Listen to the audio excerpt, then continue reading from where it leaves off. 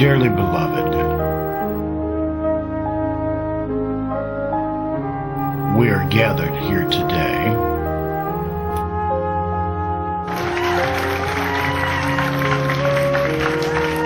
in sickness and in health,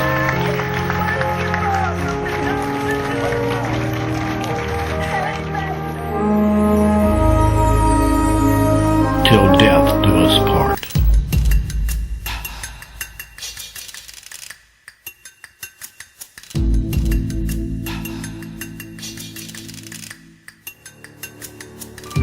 I am a survivor of criminal domestic violence.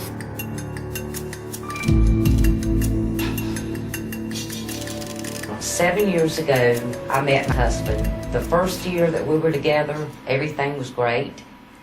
And going into the second year, the verbal abuse started.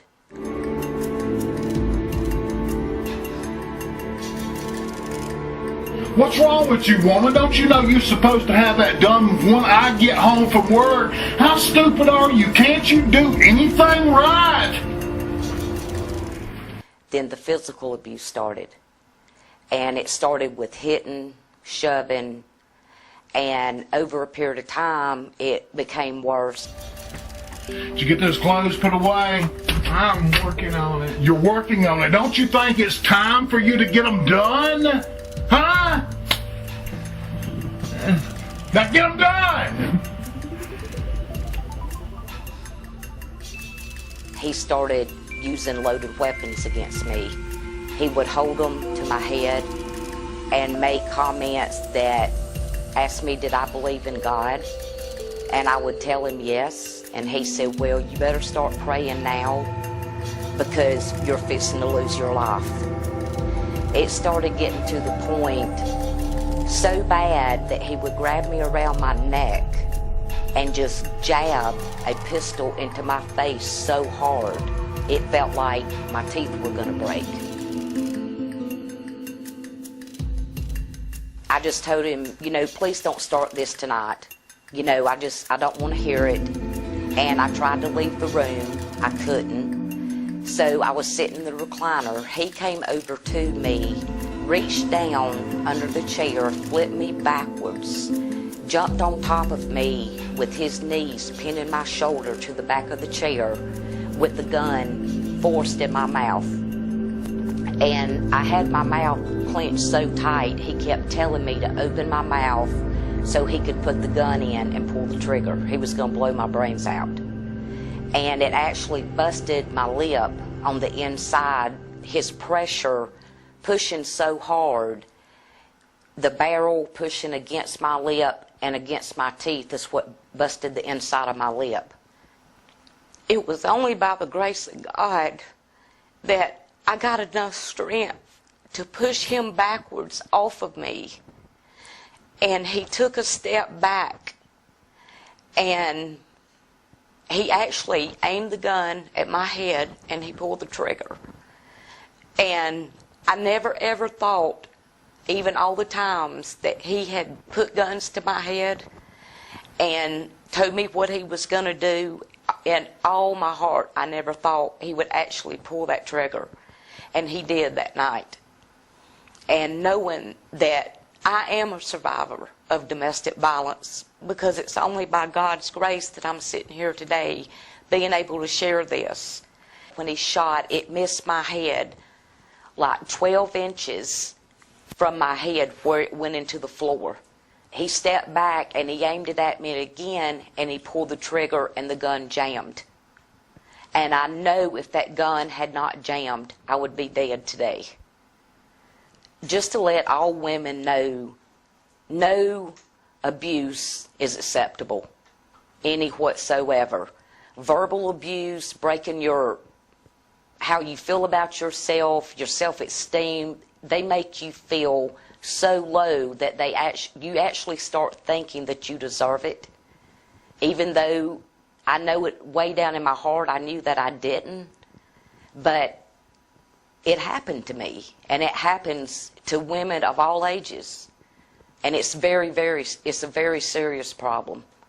And if women, they need to, find out, talk with people to find out, you know, the different signs, red flags of domestic violence, because it does not get better. And I'm just thankful that I had a way out. I just thank God that I finally know who I am again as a woman, and I'm very proud of that, because I have a family that loves me. I have only one son, and I'm blessed with a beautiful 9-month-old grandbaby that I would have never met. So ladies, please don't accept it, because it's very unacceptable. Women do not have to put up being hit or being verbally abused by anybody.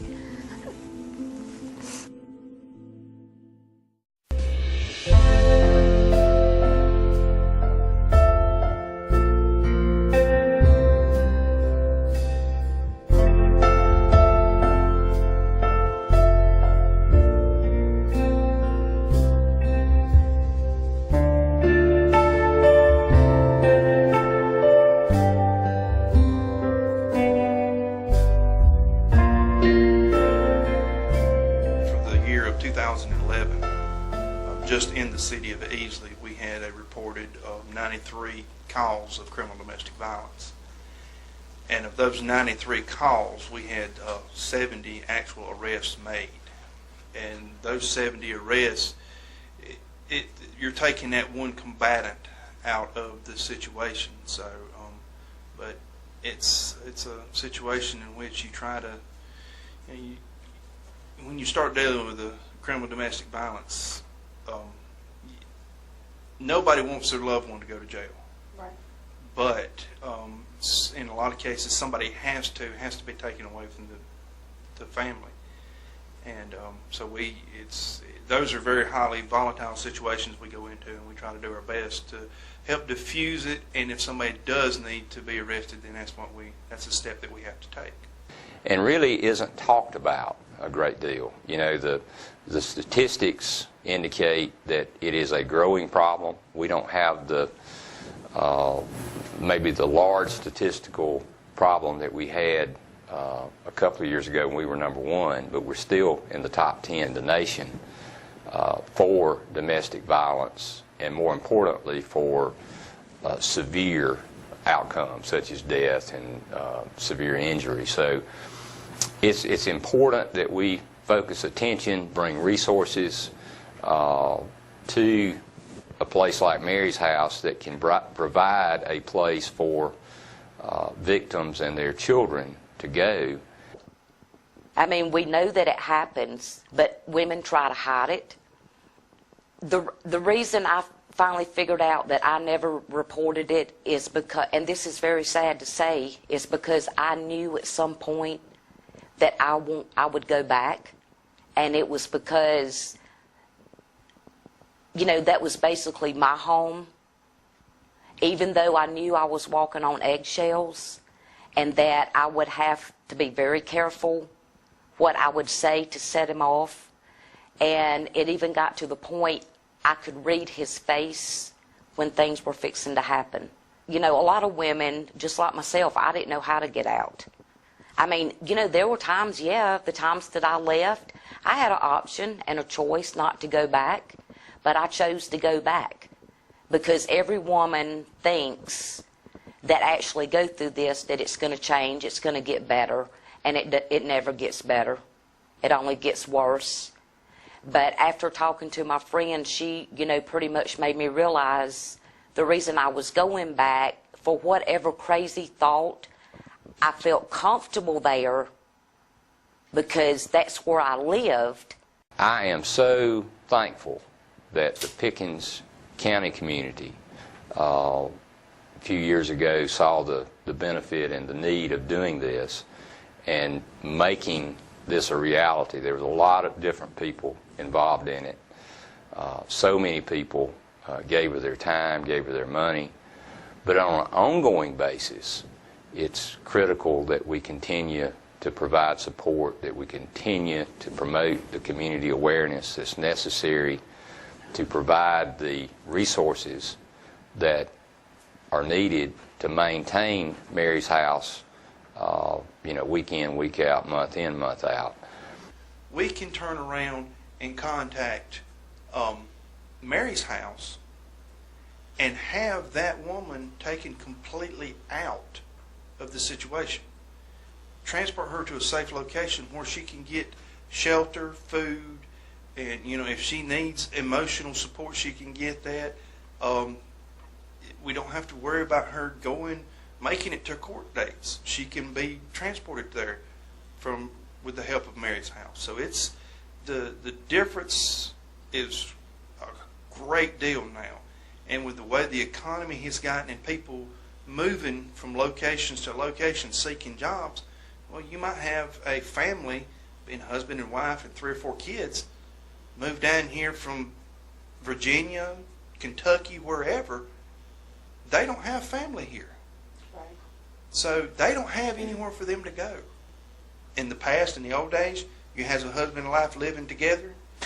They domestic happened. You turn around and lock the man up. He's never been locked up before. The next morning, he's getting out of jail. He's going right back home. He's going right back in the same situation. If nothing, now with MARYS House, if nothing else, it gives the woman an opportunity to get some things together and make arrangements. So it's really taking a big load off of us, where we're thinking, officers always are thinking of the safety of people. Right. And what we're trying to do is find out, what's going, especially now, we're able to put the victim in a safe place, in a protected place, in a place that we know that they're going to be able to get help. You have to want to help yourself before anybody else can help you. I just say to women that if they first, please open your eyes and recognize the warning signs. Verbal abuse, being cussed, called names, being put down, just blowing yourself at steam. If you are in this situation, get out. If you feel like you can't leave, because a lot of women are threatened, if you leave, they will kill you. Do what you have to do. Go to a friend, let someone know, let the friend call the police or anything. But I've learned through my experience, if it starts happening, make an incident report with the police. That's what they call making a paper trail. And doing that, the more serious that it becomes, the more they have to go on. But if any women think that they're in a situation like this, or know someone is, try to help them. Just reach out. There is help out there. You just have to be willing to be either scared to death like I was, or be brave enough just to go to law enforcement and report it.